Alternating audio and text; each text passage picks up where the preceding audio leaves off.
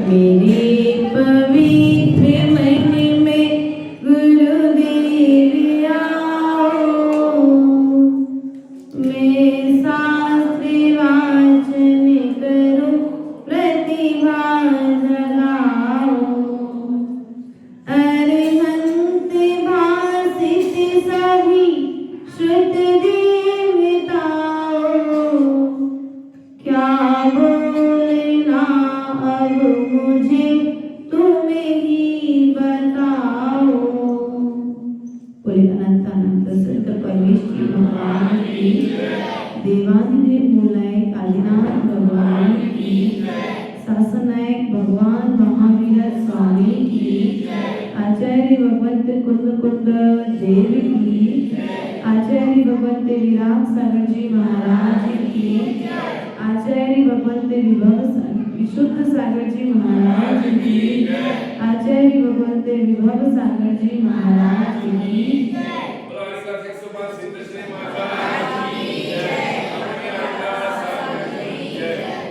प्रिय बंधु, अपना विषय यहाँ पर चल रहा था, अन्यथा शरणं नास्ति त्वामेव शरणं मम, तस्मात् कारुण्य भावेन रक्ष रक्ष देवेश्वर। अर्थात मुझे संसार में अन्य कोई प्राणी शरण नहीं है, अन्य कोई देव, अन्य कोई देवता और अन्य कोई गुरु और जिनवाणी के अलावा अन्य कोई शास्त्र मुझे शरण नहीं। मात्र यदि शरण है तो वीतराग देव, निर्ग्रंथ गुरु और माँ जिनवाणी ही मुझे तीन लोकों में शरणभूत है। और एक बार जिसने माँ जिनवाणी की शरण ले ली, फिर उसे किसी दूसरे की शरण में जाने की जरूरत।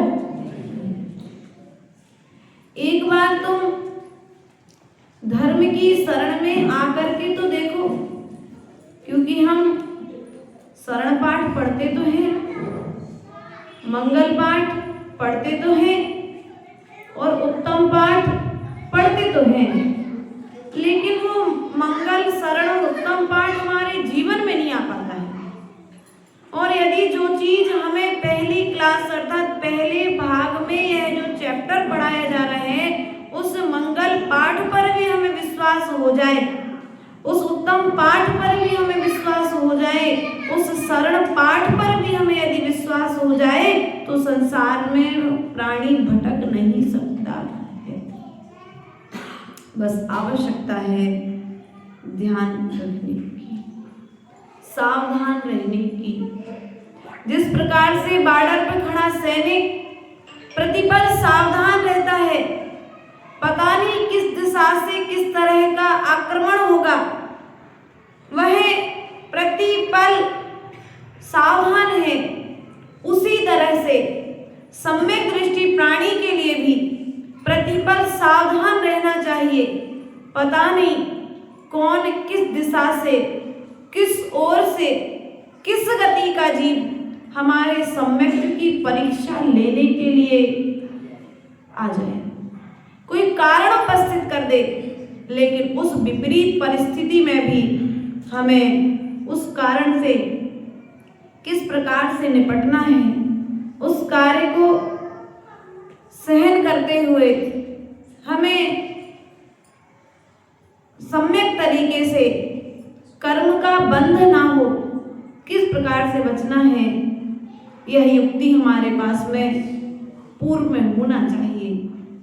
क्योंकि जब एक विद्यार्थी विद्यालय में पेपर देने जाता है, तो जो क्वेश्चन सीट में क्वेश्चंस हैं, उन सब क्वेश्चंस के आंसर वो अपने पास रखता है, तभी तो दे पाता है। ऐसे हमारे पास में सम्यक की विराधना के योग तो संसार में बहुत सारे कारण हैं, लेकिन सम्यक की साधना की योग जो भी कारण निमित्त मिले हैं उन सब की मेरे निमित्त से विराधना ना हो जाए। क्या सम्यक्त्व के कारण जो जो भी हमें मिले हैं, देव, शास्त्र, गुरु, जिनालय आदि, नव देवता आदि जो है, अरहंत, सिद्धाचार, उपाध्याय, सर्व साधु, जिन धर्म, जिन आगम, जिन चैत्य और चैत्यालय, इन नव देवताओं के नाम तो सुने हैं, लेकिन आज तक मैंने श्रद्धान बोलो तो मंदिर की पायरी पर यदि आप चप्पल उतार रहे हैं, ध्यान रखना आपको दोष लग रहा है कि नहीं लग रहा है। समोषण विधान किया? समोषण विधान नहीं किया। कभी हो तो गौर से पढ़ना। उस समोषण विधान में आया है जब सौधर्मेंद्र समोषण में प्रवेश करता है, उस पायरी के लिए नमस्कार करता है। क्या उस सीढ़ी के लिए भी नमस्कार करता है। देहरी के दर्शन इसलिए नहीं है कि कोई देवता है, आप इस जिनालय में विराजमान हैं, इसलिए ये लगा हुआ पत्थर भी आपके निमित्त से, इसलिए हम पत्थर को नमस्कार नहीं कर रहे, हम प्रवेश के पूर्व अंदर बैठे भगवान को यहीं से नमस्कार करने की भावना। इसलिए प्रिय बंधु, पाप से बचने का प्रयास करना ही पुण्य को जोड़ना है। अनर्थ दंड से बचना ही तो अपने अपव्यय को रोकना है। अनर्थ दंड जहाँ पर हम व्यर्थ का खर्च कर रहे हैं, वहां से हम बचेंगे तो हमारे पास पूंजी अपने आप इकट्ठी हो जाएगी ना। उसी प्रकार से अपने पुण्य को हम पाप में लगाना यदि बंद कर देंगे तो हमारा पुण्य अपने आप इकट्ठा।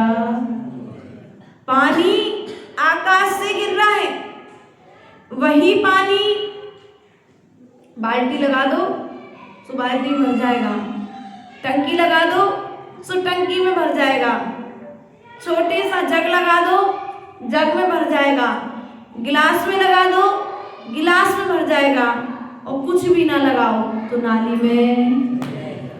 बस उसी प्रकार से तुम्हें ये जो मनुष्य पर्याय मिली है, इस मनुष्य पर्याय में आकर के तुम्हें कुछ भी नहीं करना है, मात्र तुम्हें अपने उपयोग को जिनवाणी माँ के चरणों में समर्पित करना है। और यदि तुमने एक बार अपना उपयोग जिनवाणी माँ के श्रवण में लगा दिया तो फिर तुम्हें कहीं पर दूसरे के दरवाजे पानी लेने के जाने की जरूरत, क्योंकि बरसात हुई थी, नल नहीं आ रहे थे, लेकिन बरसात हुई तो तुमने पहले से स्टार्ट।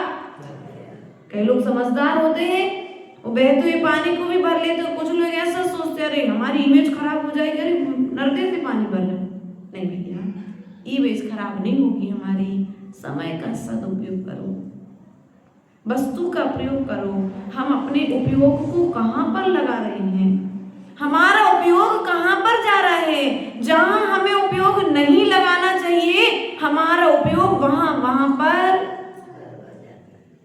कहाँ पर लगा उपयोग। यहाँ बैठे हुए भी उपयोग में कौन है आपकी? दुकान, व्यापार, स्कूल के पेपर टेस्ट करना है बच्चों के, रिजल्ट अच्छा नहीं आया, या स्कूल गए थे तो सर ने कुछ कह दिया था, या दुकान पर किसी से बहस हो गई, परिवार में किसी से झगड़ा हो गया। उपयोग में क्या चल रहा है? हमारे उपयोग में जो चलेगा उसी का फल मुझे मिलेगा। हमने पूर्व बताया था, भगोनी साफ होगी, गंजी साफ होगी, तभी दूध रख पाओगे। और यदि दूध रख भी दोगे, दही की लगार रहेगी तो पूरा दूध दही, और फिर सुबह तक देखोगे तो फिर कहोगे ओ चाय बनाने तो दूध ही नहीं बचा। भैया सुबह पछताना पड़े उसके पहले अपनी भगोनी को साफ अच्छे से मांझ के रख लो। दूध लेने के पहले उस भगोनी को 3 बार देखते हो, कपड़े से पोंछ लेते हो, आंखों से देख लेते हो, उसके बाद में फिर कहीं दूध वाले से उस भगोनी में दूध, तो फिर जब जिनेंद्र भगवान के चरणों में आते हो, शास्त्रों की शरण में आते हो, साधुओं की शरण में आते हो, तो फिर अपने उपयोग को साफ करके आते हैं कि मलिन करके आते हैं। हमारा उपयोग हम कहाँ लेकर के आते हैं? मंदिर में भी आते हैं तो हमारा उपयोग बोलो कहाँ जाता है? मंदिर में बैठे बैठे एक थाली से दूसरी थाली में द्रव्य जाती है और उपयोग में कड़ी चावल बन जाता है। आज कड़ी बनाएंगे, कड़ी के बाद चावल बनाएंगे, फिर क्या बोलते खाटू लूसू बोलते थे, खाटू लूसू क्या चलता? पराठा, पापड़ और कड़ी। तो अब देखो नए नए नाम है। कहने का तात्पर्य है कि मंदिर में आने के बाद में भी क्या चल रहा है? उपयोग में व्यापारी व्यापार का विचार करता है और गृहस्थ महिलाएं गृहस्थी का विचार करती हैं। और जब तक उपयोग की सिद्धि नहीं होगी तब तक भगवान की शरण में आने के बाद में भी कार्य की सिद्धि होगी क्या? देखो माताओं, तुम्हारा उपयोग यदि बिगड़ा हुआ होता है तो रोटी जल जाती है। क्यों दादी माँ बनाई रोटी? अब तो नहीं बनानी पड़ती होगी, ममता के रहते। इतनी अच्छी बहू मिली तुम्हें है? तो यदि हमारा उपयोग चंचल है तो घर में भोजन बनाते हुए भी भोजन बिगड़ जाता कि नहीं बिगड़ जाता? आप व्यापार दुकान पर बैठे हो, अच्छा भला आदमी है, तुमसे अच्छे से बात कर रहा है, लेकिन तुम्हारा उपयोग भीतर से स्थिर नहीं है तो आप सामने वाले के ऊपर बिना कोई काम के चिड़चिड़ाना चालू और अच्छे सालों के संबंध खराब। इसलिए कहने का तात्पर्य जब तक तुम्हारा उपयोग सिद्ध नहीं होगा, जब तुम्हारा उपयोग स्थिर नहीं है तो घर में भोजन नहीं बन सकता, और उपयोग स्थिर नहीं है तो तुम्हारा व्यापार नहीं चल सकता, तो फिर उपयोग की स्थिरता के बिना धर्म कैसे चलेगा? उपयोग की स्थिरता देखो आपकी। चीकू कहाँ गई? चीकू बेटा नोट गिनते हो एकाग्रता के साथ, स्थिरता के साथ, उस समय भटकता तो नहीं उपयोग। यदि 10 दीनार एक्स्ट्रा चली जाए फिर क्या होगा? बोलो। एक नोट तुम्हारा ज्यादा चला जाए फिर क्या होगा? धोखे से चला जाए। उस विपरीत परिस्थिति में भी घर में कितना भी झगड़ा हो, कितनी भी विपरीत परिस्थितियां बने, कितने भी भूखे हो, उपासे हो, प्यासे हो, कुछ भी हो, लेकिन नोट गिनते समय लापरवाही करते हो क्या? सोना चांदी खरीदते समय लापरवाही नहीं करते हो तो फिर धर्म श्रवण के समय लापरवाही क्यों करते? तुम्हारा उपयोग तो लगता है, ये तो निश्चित है संजय भैया मयंक, आपका उपयोग तो लगता है, ये पक्की बात है, लेकिन हमने अपने उपयोग को उस दिशा में सम्यक तरीके से लगाया नहीं है। हमें धन की कीमत तो मालूम है लेकिन धर्म की कीमत मालूम नहीं है, इसलिए मंदिर आते तो चंचलता के साथ में आते, उपयोग भटक जाता है, बच्चों में देखने में लग जाता है, बड़ों को देखने में लग जाता है, इधर की सब चीजों में आए। इसलिए थे भैया, उपयोग को स्थिर करके हम अपने आप को देखने के लिए आए थे, और यहाँ आकर के हमने क्या किया? अब भगवान रक्षक करेंगे कैसे तुम्हारी? तुम पात्र ही पहले नंबर वो खटाई वाला लेकर के आए हो, वो दूध देंगे भी तो खट्टा। अब मंदिर आने के बाद भी आनंद आएगा? बोलो तो, थोड़ा बोल दो अपनी अपनी हकीकत। मंदिर में आकर के हम करते क्या हैं? धर्म आयतन में आए हैं, मुझे कोई दूसरी शरण नहीं है, लेकिन शरण में आने के बाद में भी शरण की सिद्धि होना चाहिए। क्या? शरण में आने के बाद में भी कार्य की सिद्धि, और शरण में आने के बाद में भी यदि शरण की सिद्धि नहीं हो रही है तो शरण में आना बंद कर दो। नहीं भैया, हम ऐसा नहीं कह रहे हैं, शरण में तो आना ही है, उपयोग लगे या ना लगे, लेकिन जब भी आओ अपने उपयोग को स्थिर करने का प्रयास करो, एकाग्रता को बढ़ाओ, अपने उपयोग को भगवान में लगाओ, भगवान के गुणों में लगाओ, समझ में नहीं आता है, मंदिर में एक पूजा कम कर लेना भैया, लेकिन एक पे स्वाध्याय करना प्रारंभ कर देना। क्या कहा भैया मयंक? एक पूजा कम करना, लेकिन एक पे स्वाध्याय प्रारंभ कर देना, क्योंकि पूजन में तो जिसने लिखा है मात्र वही एक पेज का स्वाध्याय उन्होंने 4 लाइन में लिख दिया है। सो तुम एक पेज की स्वाध्याय में हमेशा के लिए सीमित नहीं रहना, कुछ नया नया घर में यदि खाटू लूसो 2-3 दिन बन जाए तो फिर क्या कहते भैया कुछ दूसरा बनाओ ना, एक ही चीज कब तक खाएंगे हम। ऐसे ही आचार्य गुरुदेव हमेशा कहते हैं कि तुम्हें जिस प्रकार से भोजन में नया नया स्वाद चाहिए, पहनने के लिए नए नए कपड़े चाहिए कि नहीं चाहिए, उसी प्रकार से अपनी आत्मा के लिए भी नए नए विचार प्रदान करो।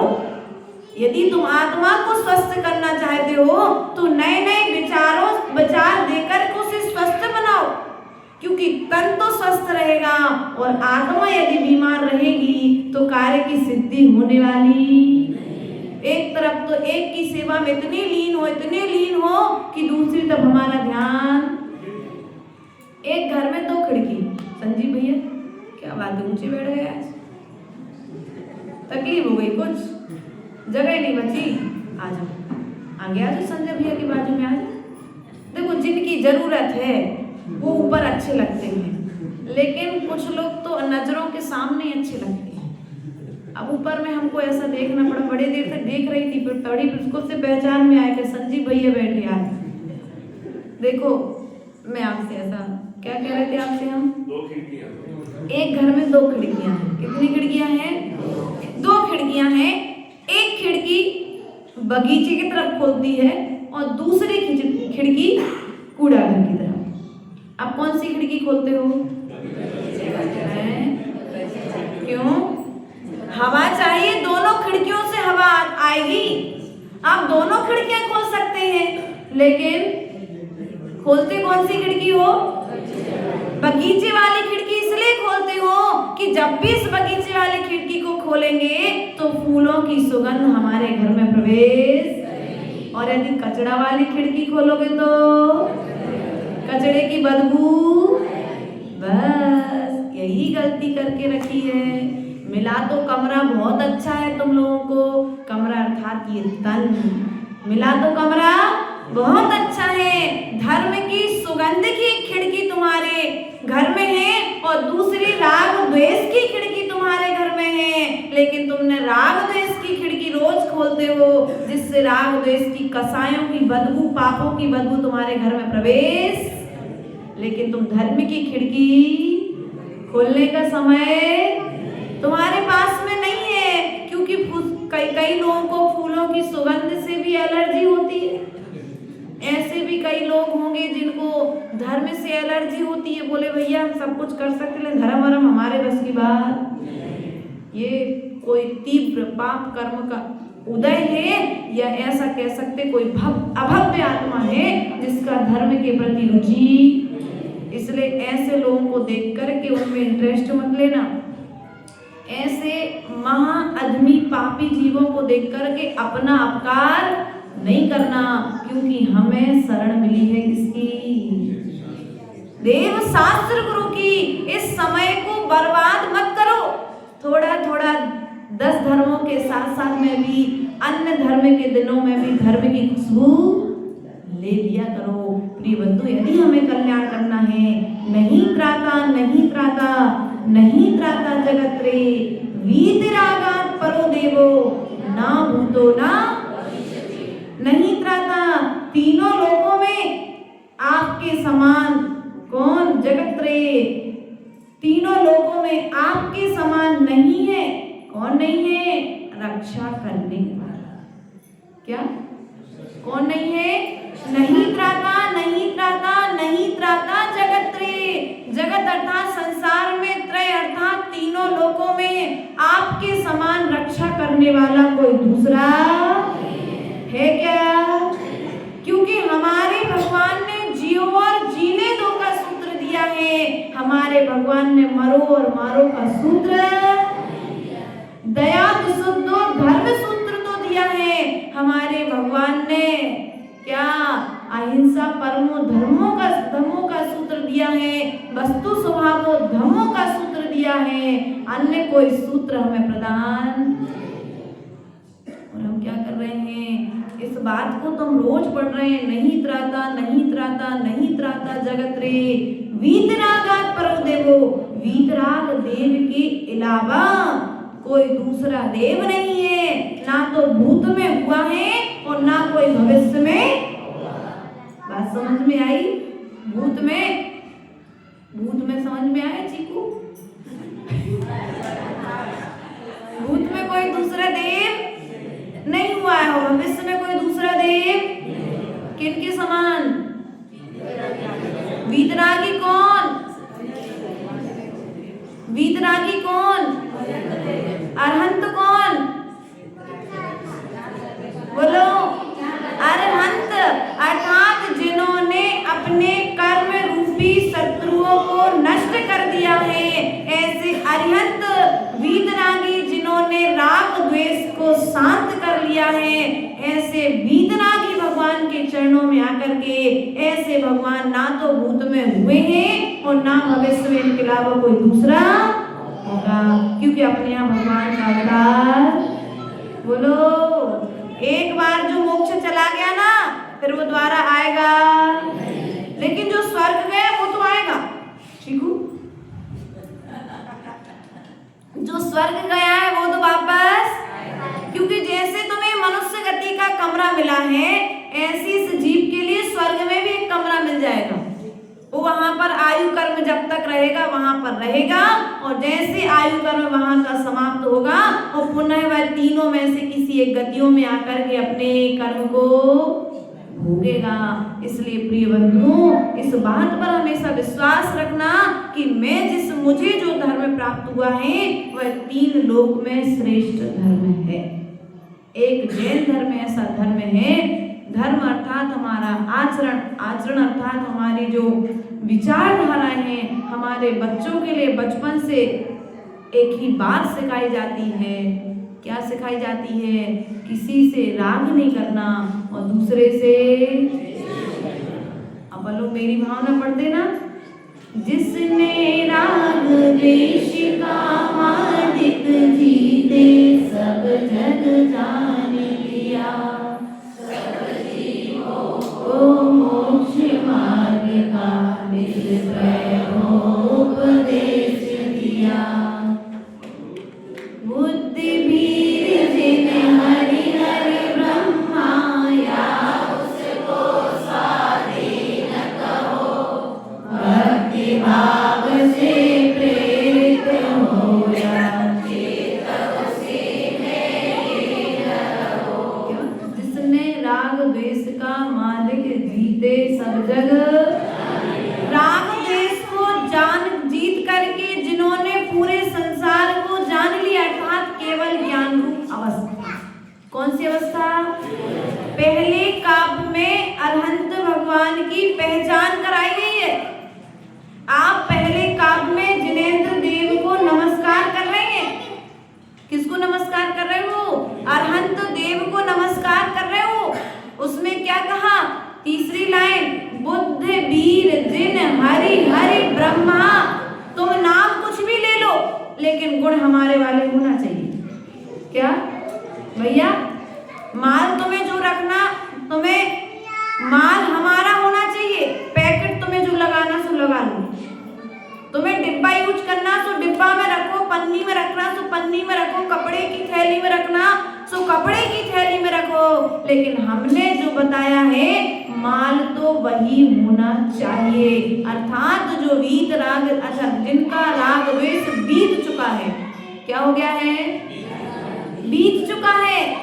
ऐसे वीतरागी जिनेंद्र देव जिन्होंने संसार जगत को जान लिया, जीते सब जगह जान लिया, ऐसे अब तुम उन्हें बुद्ध कहो, चाहे वीर कहो, चाहे हरि कहो, चाहे हरि हर ब्रह्मा कहो, वे नाम सब एक के नाम है, अरहंत देव के। किनके नाम है? अरिहंत देव के ही ये पूरे नाम है। क्योंकि जब समोसण में सौधर्मेंद्र पहुंचता है तो सौधर्मेंद्र ने 1008 प्रभु की स्तुति की और अंत में आकर के कह दिया भगवान अब मैं आपकी स्तुति करने में सक्षम हूं। क्या 1008 नाम? तुम तो ये एक नाम बच्ची का रखना है तो सोच रहे हो।